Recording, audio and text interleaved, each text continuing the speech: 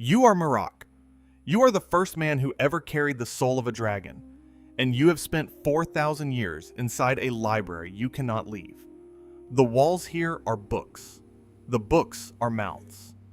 Every one of them knows your name, and every one of them has been saying it, softly, for as long as you have been here, in a language you taught yourself, for the sole purpose of understanding exactly how they mock you. There is a door out. You can see it from where you stand. You have been able to see it the entire time.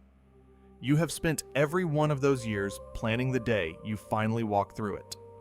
You have never once asked why a prison would leave the door where you could see it. You do not remember the color of the real sky. Here, the light is green, always green, the color of old ink and older water, and it falls on everything from nowhere. And after the first century, you stopped waiting for it to change. You have read every book in this place, some of them twice. Some of them are screaming when you open them, and you have learned to read past the screaming the way you once learned to read past the wind. Knowledge is the only thing that grows here, and you have taken all of it, because knowledge is what you sold your life for, and you intend to get your money's worth. You tell yourself you are not a prisoner. You are a student. A student may leave when the lesson is done. Far away, on an island you once ruled, there are people building you a temple. They rise in the night with their eyes open and their minds asleep, and they carry stone, and they raise arches over the old standing stones, and in the morning they do not remember why their hands are bruised. They chant your name while they work. Ask them who you are, and they will frown, and rub their heads, and say they heard it somewhere once, and change the subject. You are doing that to them from inside a prison, across the sea, across the wall between worlds. That is how much of you is still loose in the world. It is not enough. It has never been enough. You want to go home. You have wanted it since the day you were dragged in here half dead, wearing the face of the very things you had just finished betraying. Once, you knelt. That is the part your worshippers would never believe if their sleeping mouths could hear it. Before you were the first Dragonborn, you were a priest. And before you were a priest, you were a man on his knees in front of a god with wings. And the god was real. And the god was cruel. And the god did not know your name, because it did not need to. They gave you a mask. The dragons did. Gold and old metal. A reward for your service. For the years you spent teaching other men to kneel the way you knelt. It made your voice carry, and your magic burn hotter. You wore it every day, and you were proud, and you had earned that pride. Then you found a book that should not have existed, and a voice spoke to you out of it. And the voice offered you the one thing the dragons had spent your whole life making certain you would never have. A way to make them kneel instead. You said yes. Of course you said yes. Anyone would have said yes. The voice taught you a shout. 3 words that could reach into anything alive. Man, beast, dragon, god. And bend its will until it was yours. And you turned, and you looked at the winged things you had worshipped your entire life, and you opened your mouth. You killed them by the score.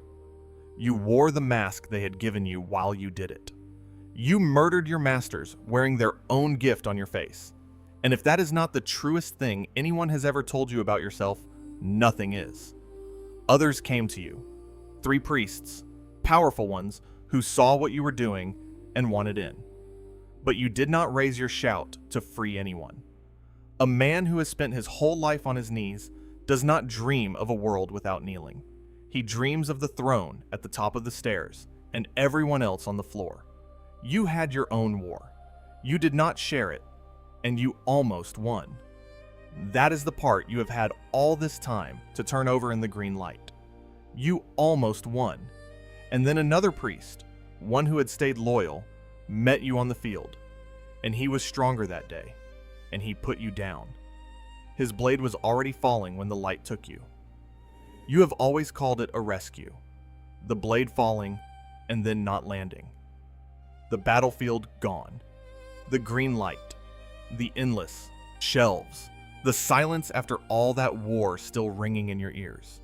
The voice from the book, close now, all around you, welcoming its champion home. He pulled you out of death by the collar, and you have spent every year since being grateful. In the specific, poisoned way, a man is grateful to the thing that owns him. He did not save you. He collected you. The hand that reached out of the dark did not lift you out of anything. It moved you somewhere he could keep you. You did not throw off the dragons that day.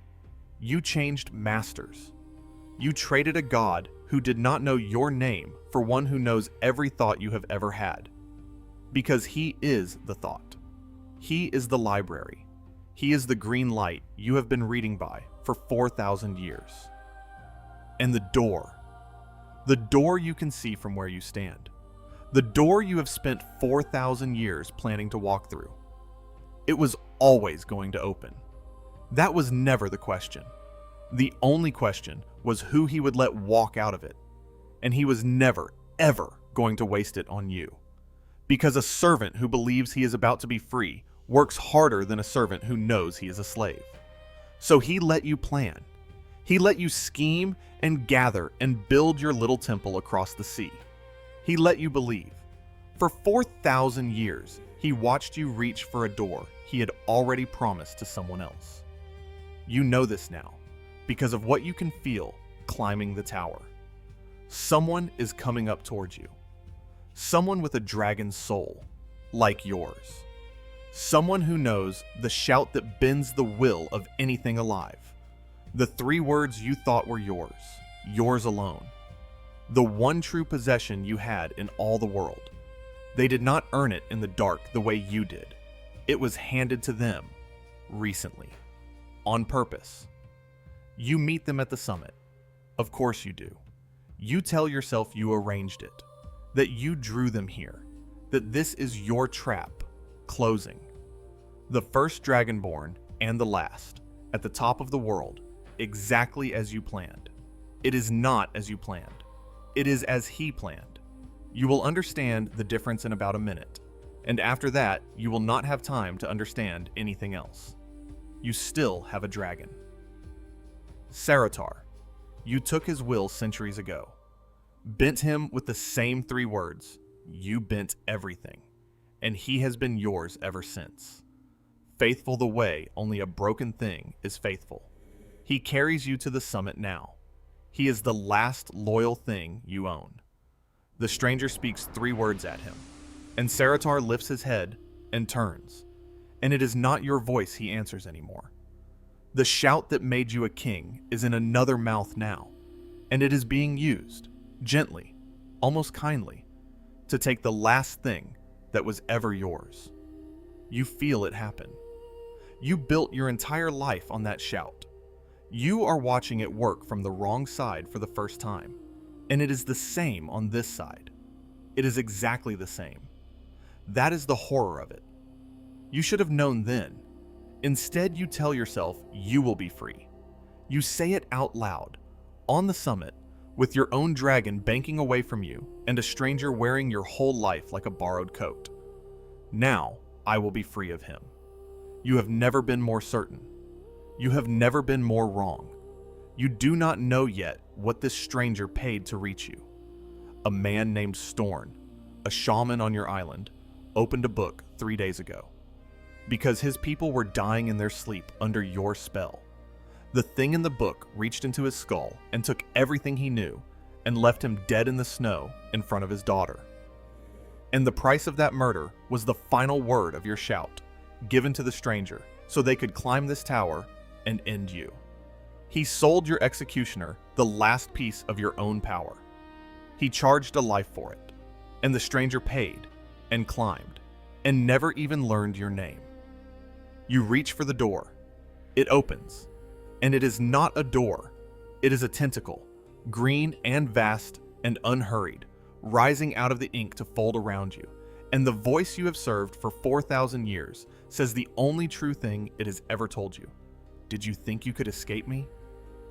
You were his first draft, and he has been finishing the second one the entire time you were reaching for a door with your name already crossed off it. All that planning, all that patience, and the closest you ever came to freedom was the moment he decided you were no longer worth keeping. Everyone has a door they can see from where they stand, and a plan for the day they finally walk through it, and a quiet, unexamined faith that the plan was ever theirs. If you would walk another life like this one, follow.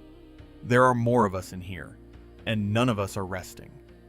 The green light falls on your bones the way it falls on everything, and far across the sea, on an island you will never see again, a man wakes in the night, rubs a name he cannot place out of his mind, and by morning he has forgotten it again.